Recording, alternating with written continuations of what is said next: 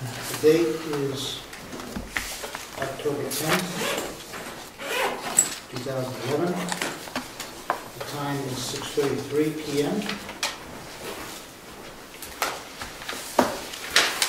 Tom Walton. Present.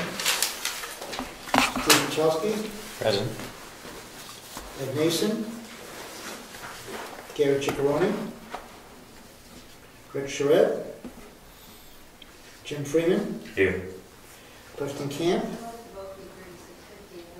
Charlotte Coleman. Here. Rob Collins. Here. Ed Comeau. Here. Okay, so we have 1, 2, 3 absent from the board. Okay. But we have 1, 2, 3 regular members and a 4th regular member because the member ex officio is a... That's correct. And you are, I assume, here, obviously, because Clifton is not. That's right. Okay, so come on down and have a seat at the table. You're officially it. You're the alternate ex officio, so you're on the board. Now, who do we have missing? We're missing Rick, Gary, and... Oh, look who's here. Oh, Cliff is here. What do you want? All right. No, it's not even warm yet. Musical chairs.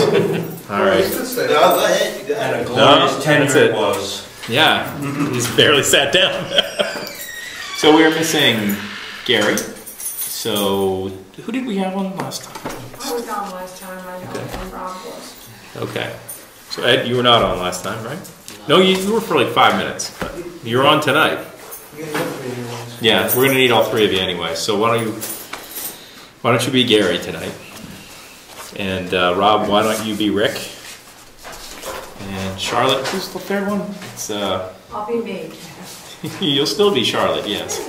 But who's missing? Who's the 3rd one? Oh, Ed. sorry. Yep. Oh, you already got, yeah, that's right. Ed Nason, though. Yes, that's But right. Sherman, would you mind if I sat here? Please, go right ahead. Thank you. Please.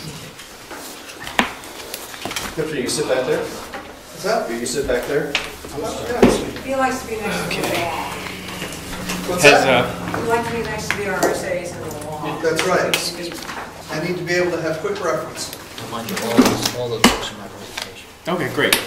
All right, it is one of our alternates, announcements, letters, correspondence. Okay, we have some items here. We have the brand new Town and City. I encourage you all to read it. It's a wonderful publication. We have a, I guess you'd call it a brochure from the local government center regarding their annual conference. It's November 16th and 17th. It's in Manchester. I don't believe we put anything in the budget to send people to this year, so if you want to go on your own accord, that'd be great. But there's no money in the budget to send you, so if you want to look at it, it's right there. 3rd item that I wanted to mention, there's 2 items here. We have a letter from Ernie, which I'll find in my notes here. If I can find it. Did you put the letter from Ernie out here? Yes. Um, I It was just in my packet, okay. Oh, here we go. We received a copy of this. It just says the following. Dorothy Taylor, Executive Director, Land and Community Heritage Investment Program.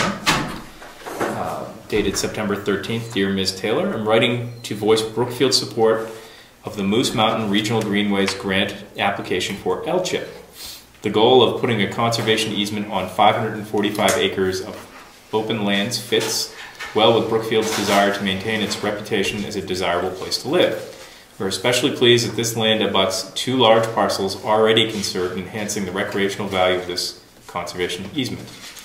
In addition, residents passed warrant Article 22, stated below, at the March 11, 2008 meeting, and it refers to the resolution. I could read the whole thing, but what it essentially says, back then we passed a resolution of support for this sort of item, and it shows that the articles were passed 47 yay, 18 nay. Please don't hesitate to contact me should you require further information. Ernie Brown, Chair, Board of Selectmen, Board of Brookfield, New Hampshire. So essentially just voicing support for the conservation easement up on there. It's glad to hear that the selectmen have voiced their... we were not asked for a similar letter from any of the participants in that process. So that's that. What else have we got? Okay. So is that going to be attached to the minutes? Yes. Okay. That'll go into our minutes. Announcements, correspondence, Part B. Report concerning phone conversation with Kevin McManus of McManus and Nault Appraisal Company of Bow, New Hampshire. Just after our last meeting, I received a phone call from Kevin McManus, as it says there. He is working on behalf of the group that is doing this project, and he asked me several questions about it. What project, huh? This is the easement, the conservation easement at Moose Mountain Recreation. He asked me several interesting questions, and I wanted to make sure this went on the record so everybody knew about it. First one he asked that was very important was, what is the likelihood of rezoning that from recreational to residential agricultural? I said, I can't really answer that question. He wanted What was to know, the question again? the question was, what is the likelihood of, or the potential, I mean, what would have to happen, and do you think it could happen, to rezone that parcel, should it be subdivided, from the existing zone of recreation, REC1, to residential agricultural? And I explained to him what the process would have to be, of going before the whole town and having to vote on which piece, if should it be subdivided, and then describing that exact piece that was going to be changed. What would have to happen? He said, can you give me a guess if you think this could happen? And I said, no. I will not try to predict the outcome of the town vote. Because the moment you do, they're going to change their mind. I didn't even want to touch it. Because I can tell you, 3 years ago, there was Yeah. no way in hell, and hell would have to freeze over before anybody would ever change or consider changing that out of the recreational zone. Yeah. But 5 years from now, you don't know what the mentality or, That's or the philosophies of the townspeople are going to be. And while it seems like a generally positive thing that they want to do up there, I did not want to try to predict what the townspeople would do. That's just totally out of bounds for me to do that. I think, and as Cliff says, as soon as you predict anything, they're going to do the other thing. Just fate's going to get you. Why was he asking you this? He didn't. No, they also contacted. Yeah, they talked to me Yes, also. and I didn't know that till just before the meeting, or I would have. Yeah, and I gave on that question, I gave him basically the same answer, and I told him if he's interested in more. See, we can't, as individuals, speak to the board, speak as what the board might think. And if he wanted more information to come to the meeting, to get on the agenda, and he could present his case, and then we could give him an idea as a group if he wanted to. But it wouldn't be binding, it would be just an informational meeting. Yeah. But basically, I told him slim to none on that. Why does he want to know? All right, getting back to that question. What he's probably trying to do is to determine the potential of the commercial value of that. I'm trying to think of... So if it were RA1 rather than Rec 1, Right. it would be worth 10 times as much. The land would be much more valuable. So he's looking for some way to increase the value of the land based on the potential that it could be subdivided and built on. This way he could go back to his appraisal and say, well, if it's in current use, it'll be X number of dollars. If it can be subdivided, now it could be increased so much. So what he's looking for is to I can't think of the phrase.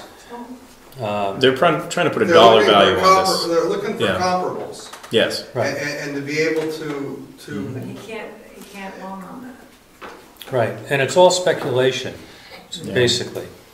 He said it was, from his point of view, I mean, they're an appraisal company. That's what they're doing. They're trying to figure out the value of this potential piece. And he just mentioned offhand that it was an extremely difficult thing to appraise because there's no real comps. Yes, Cliff. 80% of that land is unbuildable land. And I did make that point to him. It's all up and down a hill. I did explain to him that there's no residential building in the rec zone, with the exception of the one caretaker facility, and that if he did switch it to RA1, that most of its steep slopes and would not be buildable anyway. Yeah, only down by where the lodge is buildable. Right. And he did mention that. He said that was what they had thought, and I said that's kind of what they wanted to seem to keep anyway. So I mean, you're talking about Yeah, separating out all the pieces he can't build on anyhow. I mean, it's And he's well, they're afraid- looking for reasons to downsize. Depending on who the appraiser's working for, Yeah, that's my question. they're either going to be looking for reasons to downgrade the cost or to raise the price. If he's Right. working for Bob Rideau, he wants that price to increase. Right. If he's working for the conservation easement company, they want that price to go down so they don't have to pay out as much. right. It's the development rights or the development Yeah, cost. he's selling Now- off his development rights to Right, that so property. what he wants to do is, the more you could put on that increase as a commercial value and house lots or whatever, increases the development value. I'm sure he's So going to- that's what he was looking for. 'Cause he was asking me about possibly subdividing for 1 or 2 lots down by the road. I think. So, and I flat I out don't told recall him. him mentioning that. No, I don't recall that. that's because you were in a butter. Well, I did. I made it very clear to him. I said, you know, I am in a butter, Yeah. and you know, if this comes before the board, I can't really be involved. But it would have been, from what it explained to me, it sounded like it was a portion that bounds your property. Well, Or I think. no. My property is further down, and Okay. it's like 1,000 feet away, and it's not right on the road. But there is Okay. the way that property is shaped. There's like an old orchard. Yeah. It sits right up against the Yeah, road, I- which you know. Yeah, that's what I was thinking, that Yeah. portion that he was talking about. Is put a house lot in there. Right. Does anybody have any questions or further comments about this? But did you make any comment as far as who he was working for, as far as for the appraisal? No comments at all? No, just what's, No. he told me, just what's here. This appraisal company. Yeah. Did they call you, Steve, and then Tom? Is that how? I think. They called me, but I'm not They sure called you. if they called him second. I didn't know they called him until just before the meeting, so I would have put that on the agenda. Yeah. No, he said he talked to you, so Okay. he called me afterward. Okay, I see that Rick has arrived, so who was sitting in for Rick? Rob. No, Rob was. Rob. Thanks, Rob. Rick, you're up. Not the musical chairs. All right. But it helps the general public if they're If watching I'm- on the TV, they know who's on the board. It just makes me, I find down here all the time. I know.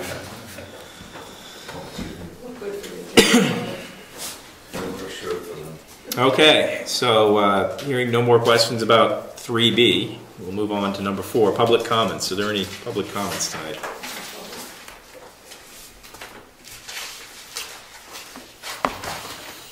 Okay, hearing no public comments, we'll move right on to number 5, review and possible approval of the September 12th minutes. I have a question on that, the 12 minutes. Under 3, announcements, correspondence, mail, Frank Ginter, was there a date of that? Did he mention a date? You know, there might have been a date on it, but I can't remember because I haven't looked at it since the meeting, so. He was requesting to meet, you didn't It would be at the back of the letter, wouldn't it? I mean, in the back of the packet, there should be a copy of the letter.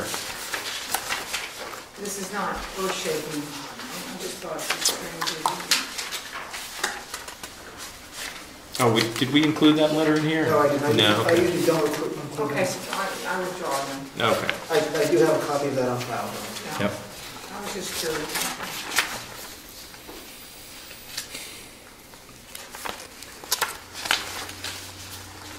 Yeah, he'll be here, what is it, on an afternoon. It's in the selectmen's minutes. Yep. Not really sure there's much that we would interact with him for. So Wednesday afternoon, sir? What's that? Did you say a Wednesday afternoon? Hang on, I'll tell you in a minute. Right here.